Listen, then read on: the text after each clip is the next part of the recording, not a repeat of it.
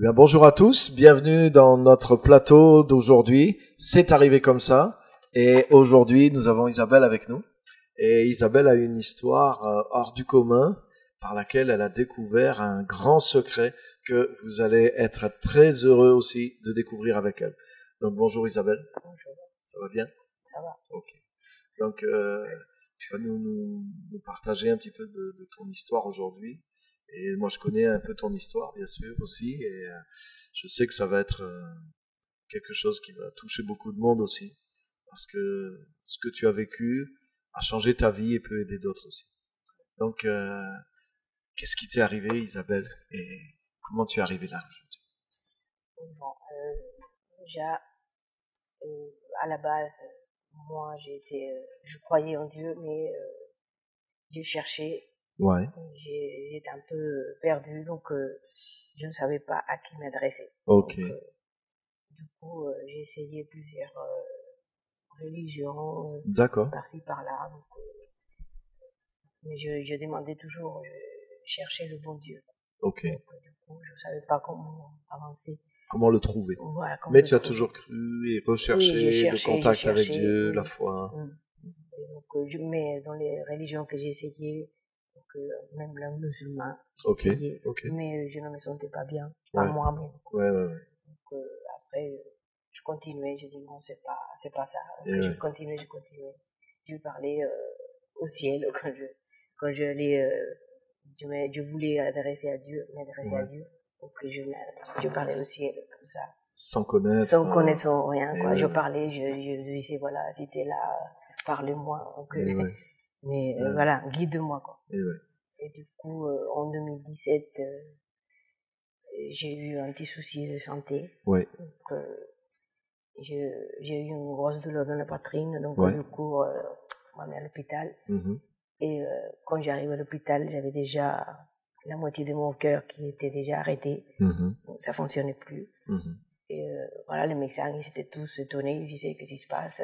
Qu'est-ce que vous êtes arrivé? Il y a eu un gros choc dans la famille, vous avez disputé, Eh oui. il y a eu quelque chose, quelqu'un est mort. J'ai dit non. Il n'y avait rien, Il y avait il n'y avait pas rien, eu quoi. d'événement. Non, mais Donc le cœur d'un coup s'est mis à... le cœur, il était déjà à la moitié qui fonctionnait plus. Ok. Mais il me disait rien, hein. Donc il me posait beaucoup de questions. Mhm. Après, ils me disent, ils m'ont fait plein d'examens et tout. Mhm.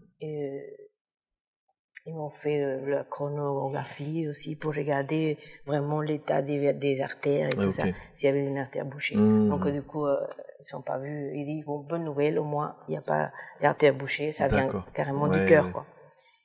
Ils m'ont dit, bon, on va vous garder jusqu'au lendemain matin, comme ça on verra, juste en observation. Hein. Mais ils savaient déjà à peu près quelque chose qui n'allait pas. D'accord. Donc le matin, j'étais déjà branchée toute la nuit, donc j'ai dit pour le matin, garder comme ça. Donc le matin, je me sentais très très faible. Ok. Et je lui ai dit à mon mari, j'ai besoin de faire pipi, donc du coup il m'a aidé. Et il m'a soulevée parce que j'avais peu de force. Et quand il m'a soulevée comme ça pour faire pipi, donc du coup, là je suis partie. Et je ne me sentais plus. Mais d'un coup, moi, j'ai senti que comme si j'allais m'évanouir. Tu as perdu connaissance. Ouais. Voilà, comme si j'allais m'évanouir, j'avais plus de force. Je lui ai dit, je me sens pas bien. Et là, il m'a dit, t'es resté dans mes bras comme ça. Et il a commencé à appeler les médecins et tout. Mais pour moi, ça continuait, quoi. Parce que j'étais toujours là. Tu étais consciente? En fait, pour moi, j'avais laissé le corps parce que mon corps il était là. Ouais. Mais j'étais vivante. Ouais. Je me sentais vivante. Ouais. Mais pas dans ton corps. Mais pas dans le corps parce qu'en même temps j'ai sorti de mon corps. Ok. Et quand j'étais déjà élevée un peu comme ça, je regardais. Tu voyais la scène. Je voyais la scène, je voyais tout le monde. Je voyais mon mari, le médecin et tout. Je me voyais moi-même coucher comme ça. D'accord. Et je comprenais pas. Je regardais, je dis mais qu'est-ce qui se passe? Ah, oui. Mais j'étais vivante. Oui, je voyais, mais j'entendais rien. D'accord. Je n'entendais rien. Il y avait un silence total. Ok. Total. Donc, du coup, moi, je lui dis à mon mari, j'essaye de parler à mon mari, mais je vois qu'il bouge pas. Il était comme ça, en train de prier, mais je disais, qu'est-ce qui se passe? Donc, après, je continue à m'élever un peu. Okay. Mon corps, il part, quoi. Mais je flottais, je ne sais pas comment expliquer. Je flottais, je me voyais, mais c'était comme dans une autre dimension. Alors, je voyais la scène, les gens, moi et tous les autres. Corps, quoi. Oui, je voyais tout, mais comme dans une loupe, en fait. Okay. C'était, ça se grandissait de plus en plus. D'accord. Je voyais, mais de plus haut. Et après, je fais comme ça et je vois comme ça, comme une autre vue hors de l'hôpital. C'était des arbres avec une grosse lumière qui passait entre les arbres. Et cette lumière, j'étais attirée pour cette lumière. D'accord. Et je me disais, qu'est-ce que je fais? Et oui. Donc, j'ai dit, j'ai envie de rester là parce que j'avais aucune douleur, rien du tout. Je me sentais bien, en paix, une paix énorme, paisible. Je me sentais bien là où j'étais. Et j'ai dit, qu'est-ce que je fais? Et je reste à côté. Tu étais entre deux scènes, deux mondes, deux tableaux, quoi. Voilà, j'ai dit, là, je suis trop bien, je me sens super bien. J'aimerais rester là où je suis là. Je ne voulais pas retourner dans mon corps parce que je souffrais. Et après, je regarde comme ça et quand je prends la décision de rester, je sais pas, inconsciemment, je sais pas comment, mais quelque chose que je voulais rester. Mais là, direct, j'ai entendu une voix. Une voix et je croyais que c'était mon mari parce que je le voyais. Tu le voyais, mais il me disait rien, mais j'entendais une voix. Je dis, c'est lui qui m'appelle. Et je dis, mais pourquoi il m'appelle? Je lui dis, Antonito, je suis là. Mais il ne me voyait pas. Je dis, non, là, il y a un souci. C'est pas lui. Mais là, je continuais la lumière et m'appelait, quoi. D'accord. Je voulais aller vers là-bas. Et là, quand j'essayais d'avancer, quoi, il y avait comme un chemin. J'ai essayé de passer pour le chemin. Mais là, il y a eu comme un grand écran, pas un écran, mais comme des flashs. Ok. Que ma famille, ils étaient là en train de souffrir. Je les voyais, ils souffraient parce que j'étais morte. Et Et mes petits-enfants, mes enfants et tout. Donc, du coup, quelque chose qui m'a dit... Tu as décidé non, je vais pas... Il faut pas que je les lâche. Ils ont besoin de moi. Et donc, je suis rentrée dans mon corps. Okay. Et quand je vais dans mon corps, je sais pas, c'est pas moi qui ai pris la décision, mais c'était automatique. Ok. Et je continuais j'ai senti comme des pics qui rentraient par mes pieds comme ça. Et là, je commençais à sentir mon corps parce que je sentais plus rien. Mais là, je commençais à sentir. Tu as retrouvé la sensation du corps. Je sentais comme des pics qui rentraient comme quand on met les mains dans l'eau chaude et froide. D'accord. Tu vois, c'est le froid comme ça dans l'eau chaude. Donc ça rentrait. Et du coup, dès qu'ils arrivent ici, j'ai eu le souffle et là j'ai entendu tous les bruits de l'hôpital et tout le monde. Tu t'es réveillée en fait. Voilà, c'est comme si j'étais dans un sommeil ou je sais pas. J'ai rien compris. J'étais là dans mon corps encore. J'ai regardé tout et j'ai entendu juste le médecin qui a dit et ben voilà, elle est revenue. Et c'était vrai. Il est revenu, mais moi mais ce que je vivais, c'était on dirait que c'était pas moi-même. J'avais une autre façon de... Je sais pas, je comprends pas. Là, à mon retour à mon corps, c'était plus moi. C'était moi, mais j'étais vide. Je sais pas, j'étais vide, c'est-à-dire que comme si mon passé, il aurait été un peu effacé. D'accord. Et que ça allait recommencer une autre vie. Ok. Je me sentais nouvelle, quoi. Tout légère, tout... je sais pas. Donc, du coup, je dis... à cause de cette expérience, en fait, d'avoir vécu ça a changé quelque chose en toi. Ah oui, complètement. Tu t'es réveillée différente à cause d'avoir vécu ça. Voilà. J'étais quelqu'un d'autre, j'étais différente. Je voulais... je me dis, là, je suis là et encore maintenant, je vais faire quoi? Donc, du coup... pendant quelques jours, je me sentais bizarre comme ça. Tu étais un peu dans le choc de ce que tu as vécu. Oui, je comprenais pas. Je disais peut-être c'est un rêve, je sais rien moi, mais j'étais consciente que j'avais vécu ça. Quelque chose. Oui, c'était pas normal ce que j'avais vécu. Donc après, voilà. Après c'est ça qui a fait le déclenchement. Donc quand je suis rentrée chez moi. Pendant que j'étais à l'hôpital, je pensais pas à Dieu ni rien. D'accord. J'ai dit non, je sais pas. Oui, après, t'as pas eu le temps d'analyser. T'as vécu la chose et voilà, sans j'ai réfléchir. vécu ça et je ne savais pas qu'est-ce que j'étais en train de vivre, quoi. Et c'était le changement total, quoi. Bien sûr. Radical. Et moi, ça a été vraiment un changement complet. Là, ma vie, elle a complètement été bouleversée. Donc, du coup, j'ai recommencé à nouveau notre vie. D'accord. Notre vie, donc, je commençais à chercher Dieu. J'avais le besoin de chercher Dieu. Une soif, quelque chose, il fallait que je cherchais Dieu. Donc, je me sentais un peu comme guidée de l'intérieur pour chercher Dieu. Et je me dis, j'avais pas de Bible, je connaissais pas, je n'avais jamais lu la Bible ni rien. D'accord. Donc, je me dis, qu'est-ce qu'il faut par où je commence? Donc, je me dis, je veux chercher Dieu, mais comment je fais? Je vais commencer par chercher une Bible. J'ai acheté la Bible, je dis laquelle et tout, je ne savais pas. Donc j'ai acheté la Bible, je commençais à lire. Et ensuite, il fallait que je sois baptisée. Quelque chose qui me disait, il faut le baptême.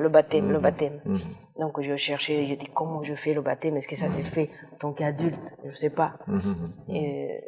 J'étais dans les églises et tout, je regardais, et puis du coup, j'ai vu un numéro, et j'ai appelé le numéro comme quoi c'était marqué, en tant qu'adulte, c'est celles qui veulent se baptiser, on peut. Donc j'ai appelé, j'ai pris rendez-vous et tout. Et là, je l'ai raconté aussi. Ce que tu avais vécu. Voilà, à lui, de l'église. Et il m'a dit, ouais, c'est quelque chose d'extraordinaire, quoi, ce que tu viens de vivre. C'est vraiment le Saint-Esprit qui te guide, et puis il faut chercher Dieu, donc il faut continuer. Et il m'a dit, il faut 2 ans au moins minimum pour préparation pour le baptême.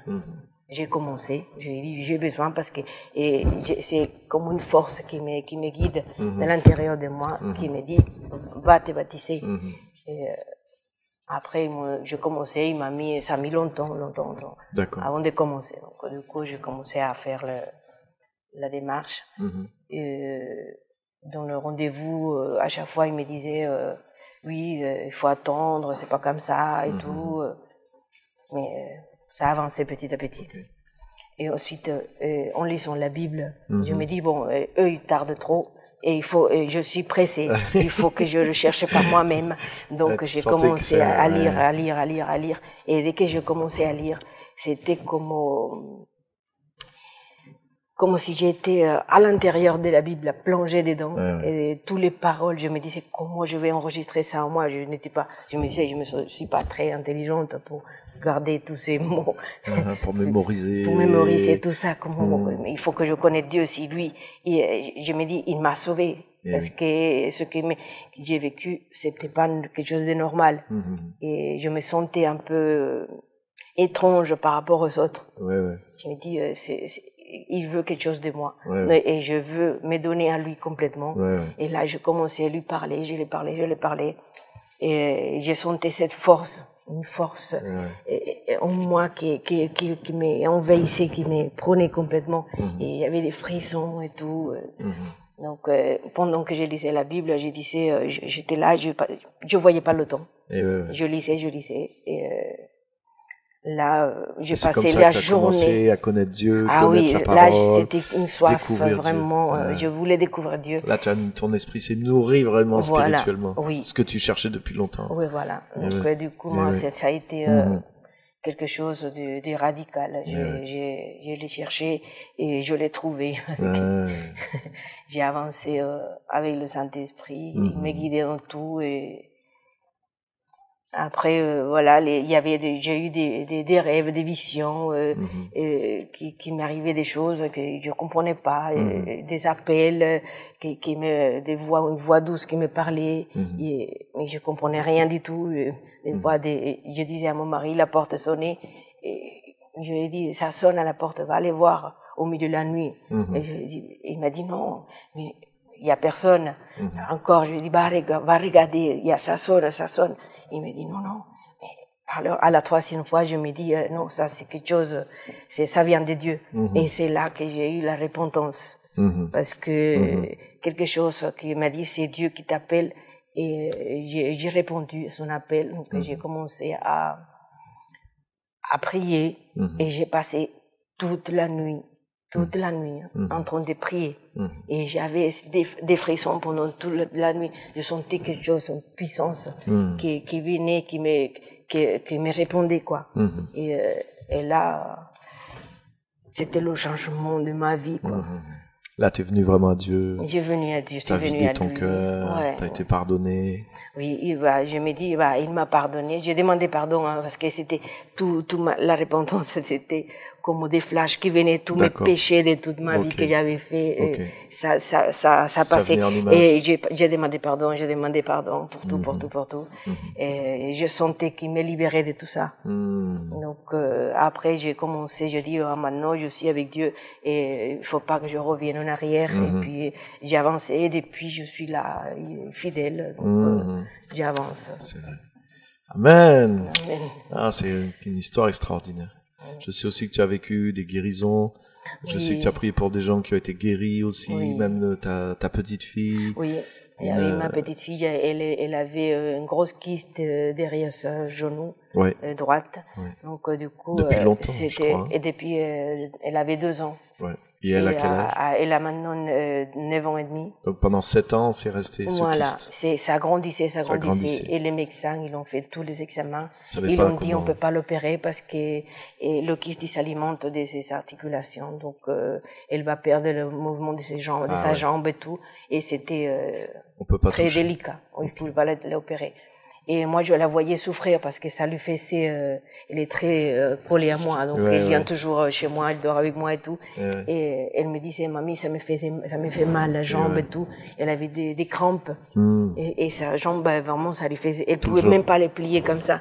Parce que la boule, elle était grosse. Et donc, elle m'a dit... mets la main, mamie. Elle me disait même, mets ta main sur moi, sur ma jambe, mamie, ça me fait du bien. Je lui massais la jambe, mais d'un coup, j'ai eu cette intuition de prier et de demander à Jésus d'agir avec sa puissance. Et j'ai mis la main et j'ai commencé à sentir cette force en moi qui rentrait. Mais j'avais vraiment des frissons. C'était... Et ma petite fille, elle était là, et elle criait, et elle disait, ça me fait mal. Mais je lui disais, reste tranquille. Et du coup, petit à petit, le kyste, il a commencé à descendre. Petit à petit, ça a été tous les semaines, progressif. Tous les semaines, j'ai prié à chaque fois qu'elle venait le week-end. Amen. Et les mercredis, j'ai prié pour elle. Et ça a commencé jusqu'au moment qu'il a disparu complètement. Complètement. Et tout le monde était étonné parce que même moi, je me dis, c'est Dieu. Et je lui dis, elle m'a dit, à chaque fois, elle me disait, mamie, regarde, la boule, elle est petite. Elle est petite jusqu'à que... Elle n'existe plus. Rien du tout. C'est beau. Et grâce à Dieu, avec sa force et sa puissance, il a guéri. Agi au nom de Jésus. Amen. Merci beaucoup pour ton histoire, ton témoignage. Et je pense que maintenant aussi ta vie va partir comme depuis cette expérience où tu voulais vivre pour Dieu dans une autre direction. Oui. Donc je pense que tu as pris ce chemin. Il a fait appel à moi, donc du coup j'ai répondu. Et là, Dieu lui dit, Dieu, je suis là pour toi et voilà, sers-toi de moi. Parce donc que tu es si disponible. Dieu dit, s'il m'a sauvé, ce n'est pas pour rien. Donc il veut que je fasse quelque chose et je suis là pour le faire. Donc je me laisse guider. Bien sûr. Super. Donc vous avez été baptisé avec ton mari ici. Oui. C'était un grand jour aussi. Ton mari aussi, il vient à la foi. Il n'était pas croyant du tout. Mais en me voyant le changement que j'ai eu, et il trouvait bizarre. Il disait qu'est-ce qui se passe. Et après il m'a dit petit à petit. Un jour, on s'est un peu broyé, disputé un peu parce qu'il me disait que j'étais trop sous la Bible, trop.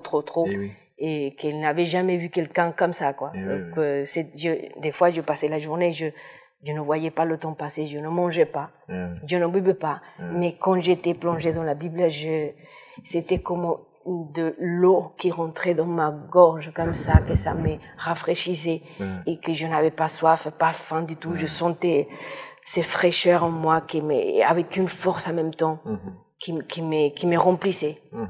Et dès que je arrêtais de lire, c'est là que je commençais à avoir faim, soif, et tout. Tu revenais à la réalité. Voilà, c'était vraiment, c'est quelque chose d'extraordinaire de vivre ça. C'est sûr. Et du coup, ton mari et mon mari, voilà. Et donc, et il m'a dit, bon, je sais pas ce qui se passe, mais tu t'occupes pas de moi.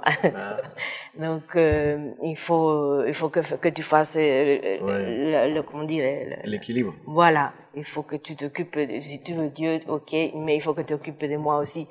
Et après, je lui ai dit, écoute, moi, s'il faut que je fasse un choix, mon choix, il est déjà fait. C'est Dieu que je prends, que j'ai choisi, quoi. Et à lui, il était choqué. Et la nuit, il m'a demandé pardon. Il est venu, il m'a dit pardon, excuse-moi, vraiment, mais c'est que je n'ai jamais vu quelqu'un qui aime Dieu comme ça. Et donc, petit à petit, ça l'a fait réfléchir. Et lui-même, il a rentré en Dieu aussi. Donc, il m'a demandé comment faire. Et un jour, il m'a dit, là, je me rends compte que, voilà, il faut que je change et que, comment je fais pour me baptiser aussi. Je demande au pasteur si je peux me baptiser le même jour que toi. Parce qu'il a fait comme un rêve de que il s'est trouvé dans un endroit, il était perdu et qui me cherchait et qui ne me trouvait pas. Donc, et là, il a eu trop peur de me perdre. Donc, du coup, il a dit, c'est le Dieu qui m'a mis ça dans la tête. Donc, dans mon esprit, donc, il faut que je change. Et je vais me baptiser, je vais donner ma vie à Dieu et puis, comme ça, je me dis, je veux pas te perdre, je veux continuer avec toi jusqu'à la mort. Même dans l'au-delà, je veux être avec toi. Et je lui dis, écoute, c'était mon souhait, en fait. Je voulais que lui aussi soit sauvé. Mais je lui disais pas. Je voulais que ça vienne de lui-même. Donc, il m'a dit, oui, je veux me baptiser. Donc, je lui ai parlé, je l'ai appelé, et puis, on s'est mis d'accord, on a dit, ok, on va se baptiser les deux ensemble. On s'est préparé, voilà. Amen. Super, merci beaucoup pour ton témoignage. Et merci à tous d'avoir suivi. C'est une histoire vraiment passionnante. Et partagez-la. Merci SMTV Productions pour avoir filmé cette histoire. Et que Dieu vous bénisse. À très bientôt.